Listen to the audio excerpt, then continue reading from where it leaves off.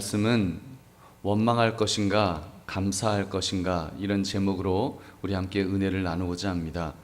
요즘 시대를 보면 반항의 시대 또는 원망의 시대라고 이렇게 말할 수 있을 것 같습니다. 사람들이 얼마나 반항적이고 불만이 많은지요. 인생을 살면서 우리가 뭐 좋은 일만 있는 것은 아니지 않겠습니까? 쓰라린 시련이 찾아올 때가 있습니다.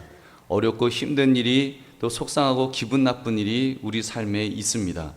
그런데 그러면 왜 하필이면 왜 나에게 그런 일이 일어나는 겁니까? 우리가 하나님이 날 미워하시는 것이 아닌가?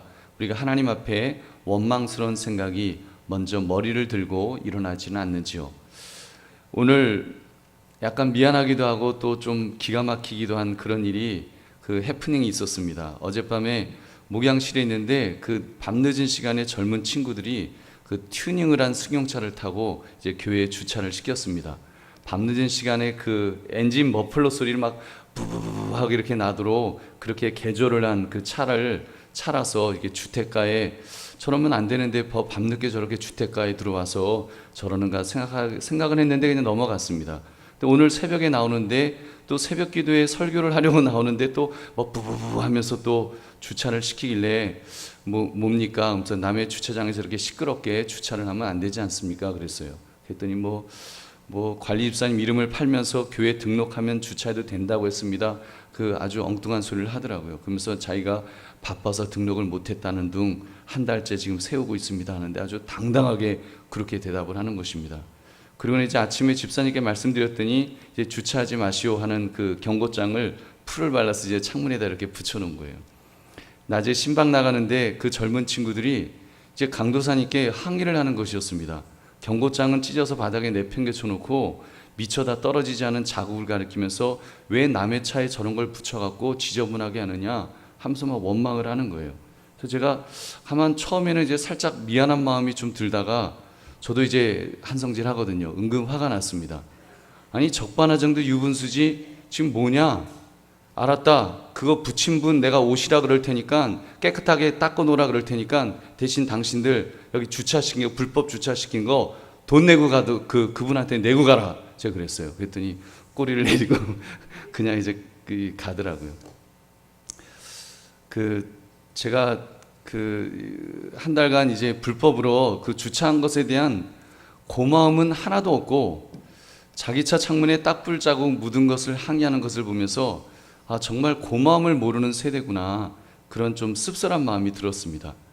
여러분 참고로 말씀을 드리면 우리 교회 주차장이 넓어서 이 동네 사람들 다 그냥 하셔도 괜찮습니다. 했으면 좋겠지만 교회 주차장에 이제 한계가 있어요. 한계가 있어서 이제 불법으로 주차한 사람들 때문에 새벽 1시고 2시고 막 차 빼달라 그러면 잠자다 말고 이제 나와서 주차 이렇게 차 빼주는 일도 있고요. 심지어 뭐 아래 사시는 막 장로님이 올라와 갖고 차를 빼줘야 되는 일도 있고 또 급히 나가야 되는데 차가 막혀갖고 그리고는 연락처도 안 적어놔서 그런 경우도 있었고 심지어 예배 드리는 중에 우리 예배 드리고 있는데 차 빼달라고 전화해갖고 차 빼라 그러는 사람도 있었고 뭐 하여튼 그런 일이 있습니다. 여러분 하여튼 우리 교회에 그리고 또 보면은 우리 교회에 이렇게 너무 막 고급 그런 승용차가 이렇게 쓰면 제 마음이 아슬아슬해요. 왜냐하면 아까도 어제도 그 청년들이 주차를 시키면서 차 주변을 그 차를 사진을 찍더라고요. 혹시라도 무슨 조금이라도 기스라도 나면 이제 고소할 그런 건지 자기 차를 이렇게 사방을 딱 찍어놓고 그러고 가더라고요. 제가 그래서 아주 아슬아슬한 거예요. 우리 애들 뭐 자전거 타고 막 돌아다니는데 혹시라도 그런 일이 있을까봐 불미 CCTV 내놔라 막 이럴까봐 굉장히 사실 좀 아슬아슬합니다. 여러분 그 주차 가지고 전도할 생각은 여러분 하지 마십시오. 제가 13년 동안 이렇게 우리 한강교회 목회하면서 주차 때문에 온분치고 여러분 신앙적으로 이렇게 성장하는 분을 못 봤습니다. 교회 정착하는 분을 못 봤어요. 여러분 교회는 은혜 받으러 와야지 저 교회 가면 주차도 시킬 수 있어 이렇게 와갖고는 여러분 절대로 그 사람이 하나님을 만날 수가 없습니다. 여러분 그래서 그런 면에서 우리가 뭐 물론 우리가 잘 해주면 좋죠. 잘 해드리면 좋지만 우리가 공간이 넉넉해서 해드리면 괜찮지만 여러분 죄송합니다만 여러분 그런 부분에 있어서는 조금 우리가 이제 절제하시고, 또 우리가 또 전도할 부분은 최대한 전도를 해요. 그리고 낮에 뭐 주차를 시킨다든지 그러는 거는 우리가 넉넉한 마음으로 이렇게 하시라 그러고 또 쉬도록 하시고 다 해드립니다. 그러나 여러분, 우리가 지켜야 될 부분도 있기 때문에 그런 부분들은 좀 우리가 서로 또 이해해 주시고 그러셨으면 좋겠습니다. 죄송합니다. 제가 이렇게 주차 문제로 교회가 시끄러워질까봐 제가 좀 걱정이 돼서 좀 긴 말씀을 드렸습니다. 여러분, 본문을 보시면 이스라엘 백성들도 보면 하나님께 원망을 하는 거예요. 감사보다는. 하나님께서 그들을 어떻게 도와주셨습니까? 여러분, 그들이 정말 그 출애굽해서 나왔을 때 매일 아침 하나님께서 만나를 먹이셨어요. 그들이 애써서 뭐 씨를 뿌리고 그들이 뭐 이렇게 그렇게 거둔 것이 아니었습니다. 하나님께서 매일 아침 값없이 하늘로부터 내려주셔서 그냥 그들은 먹으면 되었습니다. 그런데도 음식이 없다고 불평하는 거예요. 마실 물이 없다고 그 불평하고 광야에서 방황하며 시련당하게 한다고 불평하는 것입니다. 심지어 모세 같은 지도자들, 모세 아론의 지도력에 대해서 실증을 느끼면서 불평했고 원망했습니다. 물에 빠진 사람 구해줬더니 보따리 내놓으라는 격이 바로 이 이스라엘 백성들의 모습이었습니다. 우리 사랑하는 성도들이여, 문제는 그런 적반하장의 그런 태도가 우리에게도 있다는 것이 문제입니다. 11절을 보시면 여호와께서 들으시기에 백성이 악한 말로 원망하였다, 이렇게 말씀합니다. 여러분, 우리가 받은 사랑은 또 얼마나 큽니까? 여러분, 사실은 우리가 받은 사랑이 굉장히 커요. 죽을 수밖에 없는 우리입니다. 하나님과 원수 되었습니다. 죽어 지옥 갈 수밖에 없는 저주받은 존재였습니다. 그런 나를 위해서 아들을 이 땅에 보내시고 심지어 그 아들을 십자가에 죽이심으로 우리를 구원해 주셨습니다. 그런 어마어마한 사랑을 받았습니다. 제일 큰 사랑을 받았으면 다 받은 것입니다. 자잘한 사랑은 그 큰 사랑에 비교하면 아무것도 아닙니다. 근데 여러분, 우리는 어떻습니까? 자잘한 것 가지고, 그것 가지고 불평합니다. 이래서 불평하고 저래서 불평하는 것입니다. 여러분, 기억합시다. 감사하지 않고 원망하는 것, 그것은 불신앙입니다. 불평불만은 우리가 하나님의 선하심과 권능을 신뢰하지 않고 있음을 보여주는 것입니다. 여러분, 그런 면에서 믿음의 사람은 어떻게 반응해야 될까요? 믿음의 사람은 어떤 어려움이 닥쳐와도, 심지어 대적이 으르렁거린다 할지라도 하나님께서 이기게 해주실 것이다 믿고 나아가는 사람입니다. 불평하는 사람이 아니라 믿는 거예요. 하나님을 의지하면서 믿는 것입니다. 그러면 감사는 저절로 나오게 될 줄로 믿습니다.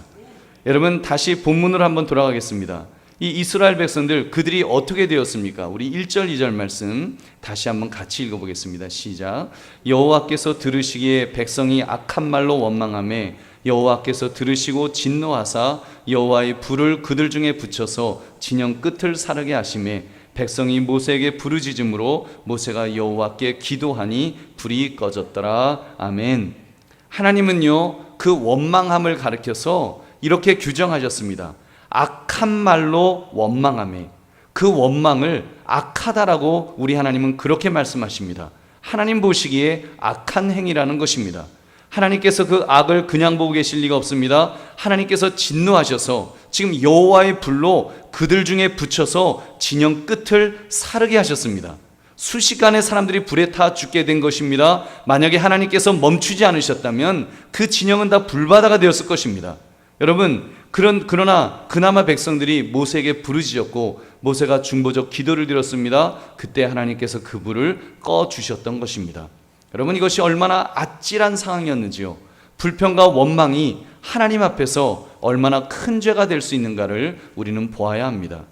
여러분, 기억합시다. 우리 어떤 경우이건 불평과 원망은 하나님께 대한 불신임을 여러분들이 꼭 기억하시기 바랍니다. 우리 불평하고 원망하는 것은 다른 사람에 대한 것이 아니라 궁극적으로는 하나님께 대한 원망을 표출하는 것입니다. 하나님의 약속의 말씀을 믿지 못하기 때문에 발생하는 것입니다. 그것은 결국 인간의 죄 때문에 발생하는 것입니다. 우리의 죄 때문에, 우리의 죄성이 감사하기보다는 원망하도록 만드는 것입니다. 우리 사랑하는 성도들이요, 지난주가 맥주 감사 주일이었습니다. 이제 감사 주일이 지난 지 일주일도 채 지나지 않았습니다. 지난 5일간의 삶에서 여러분 얼마나 감사하는 마음을 가지고 사셨습니까?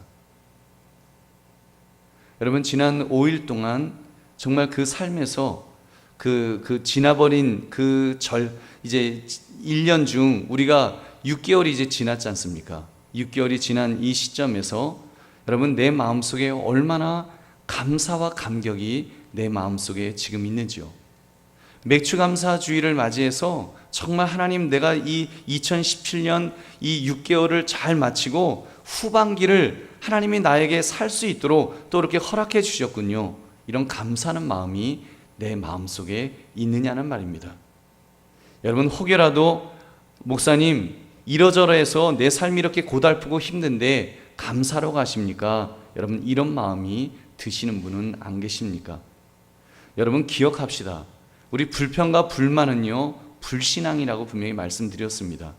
진정 하나님을 믿는다면, 우리가 정말 하나님을 믿고 그 하나님 중심으로 하나님의 시각에서 우리가 인생을 살아간다면 우리는 감사해야 될 줄로 믿습니다. 우리는 감사해야 돼요. 제가 이번 주 칼럼에 썼습니다만 우리 믿음의 사람은 논리적으로 감사하지 않을 수 없는 사람입니다. 이 세상 모든 일은요 하나님께서 하시는 일이죠. 여러분 맞습니까? 이 세상 내 삶에 일어나는 모든 일은 하나님이 하신 일이에요. 맞죠? 여러분 그런데 그 하나님이 선하십니다. 맞습니까? 틀립니까? 선하신 하나님이세요. 그러면 여러분 내 삶에 일어나는 모든 일은 선한 일인 줄 믿으시기 바랍니다. 여러분 내 삶에 일어나는 모든 일은 선한 거예요. 그렇기 때문에 우리는 감사하지 않을 수가 없습니다. 여러분 꼭 기억합시다. 감사는 마음가짐의 문제입니다. 감사는요 마음가짐의 문제이지 조건의 문제가 아니에요. 한번 따라 하시기 바랍니다. 감사는 마음가짐의 문제입니다. 여러분 한번 보세요. 마음가짐의 문제가 맞는지. 오늘날도 얼마나 많은 사람들이 불평, 불만 속에 살아가고 있습니까? 인생을 비관하며 스스로 목숨을 끊기까지 하는 사람들이 얼마나 많이 있습니까? 여러분 그런 분들이 정말 세상적으로 아주 형편없고 정말 너무너무 지질이 고생하고 그런 분들이던가요? 여러분 꼭 그렇지 않습니다. 우리가 잘 아는 것처럼 전에 재벌가의 부회장이라는 분이 스스로 목숨을 끊기도 했고, 재벌가의 딸이 스스로 정말 자살하기도 했었고, 유명 배우가 비관하여 자살도 했습니다. 그분들의 면면을 살펴보면 얼마나 잘난 사람들인지요. 정말 최고로 멋진 사람들, 인생을 살기로 말하면 최고로 가장 정말 누린다면, 누리고 살고 갖추었다면 갖추어진 그런 인생을 살던 분들입니다. 근데 여러분 이 세상의 것을 다 가진 사람들이었지만 아마도 그분들 마음속에 감사는 없었을 것입니다. 감사가 있는 사람은요 절대로 자살을 할 리가 없습니다. 감사한데 어떻게 스스로 목숨을 끊을 수가 있겠습니까? 하나님 앞에 감사한데, 내 인생을 주신 하나님께 감사하는 마음이 있는데 어떻게 하나님 앞에서 하나님이 주신 생명을 스스로 끊을 수가 있겠냐는 말입니다. 감사가 없는 거예요. 감사가 없으니까 그런 거예요. 여러분 아무것도 없어도 감사한 마음을 가진 사람은 정말 아름답게 하나님 안에서 즐거워할 수 있습니다. 여러분 송명희 시인 잘 아시죠? 송명희 시인은 날 때부터 중증 내성마비 환자였습니다. 의사의 부주의를 그랬대요. 아기의 뇌를 집게로 잘못 건드려서 손해를 다쳤다는 것입니다. 태어날 때부터 울지도 못하고 몸도 가누지 못했습니다. 여물지 못한 계란처럼 아기 머리는 만지는 대로 푹푹 들어가서 이렇게 만질 수가 없었다고 합니다. 집안은 너무 가난해서 아무것도 해줄 수가 없었다는 거예요. 아버지는 약한 몸과 술과 담배와 가루로 병이 들어 있었고, 어머니도 몸이 약해서 아기에게 젖도 먹이지 못하고 우유도 사 먹이지 못할 정도로, 그래서 쌀뜨물 이걸 끓여갖고 막 억지로 먹이고 그렇게 자랐다는 거예요. 너무 힘들어서 죽고 싶은 그런 마음도 정말 자살까지 하려고 했다는 것입니다.